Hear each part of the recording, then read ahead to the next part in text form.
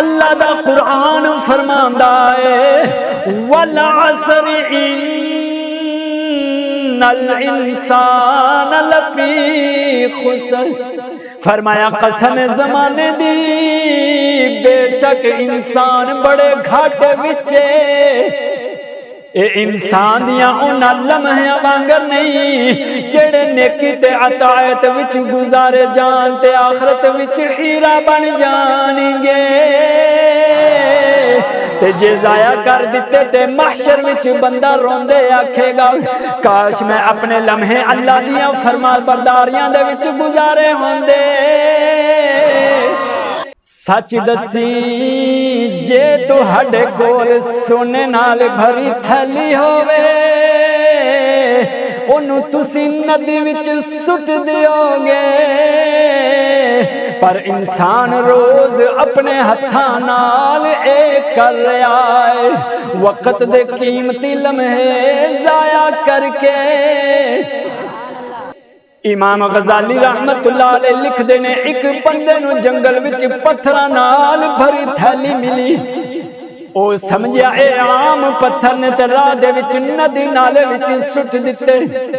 جدوں گھر آیا تاں کول ایک پتھر رہ گیا،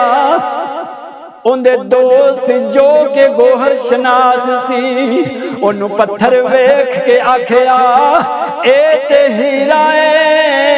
دس کتھوں لے آئی، بندہ مسکرا کے آکھیا اے تے عام پتھر، پر جدوں قیمت دا پتہ لگیا قیمت پتہ لگی او روندیاں اکھیاں، افسوس جے مینوں پتہ ہوندا اج میں خزانے دا مالک ہوندا۔ اللہ دا قرآن فرماندا ہے والعصر ان الانسان لفی خسر،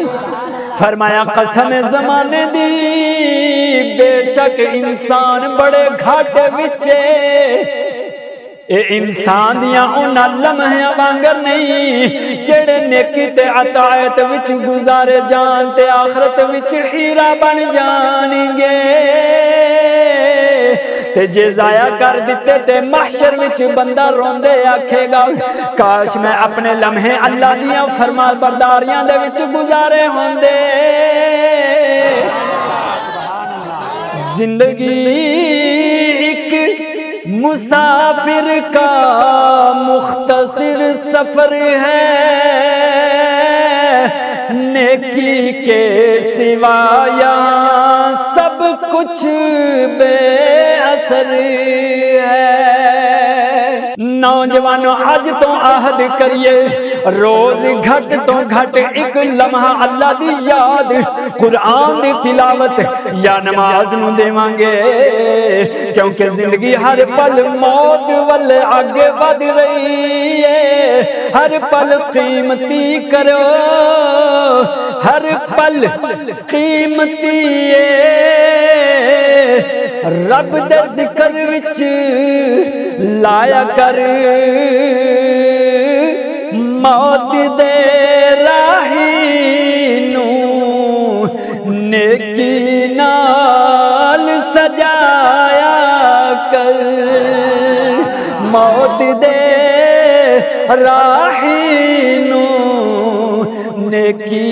نال سجایا کر۔ اللہ کریم ساڈے قیمتی لمحے اپنی عطایت وچ گزارن دی توفیق بخشے تے موت اس حال وچ آوے جدوں رب ساڈے اُتے راضی ہووے، بولو آمین۔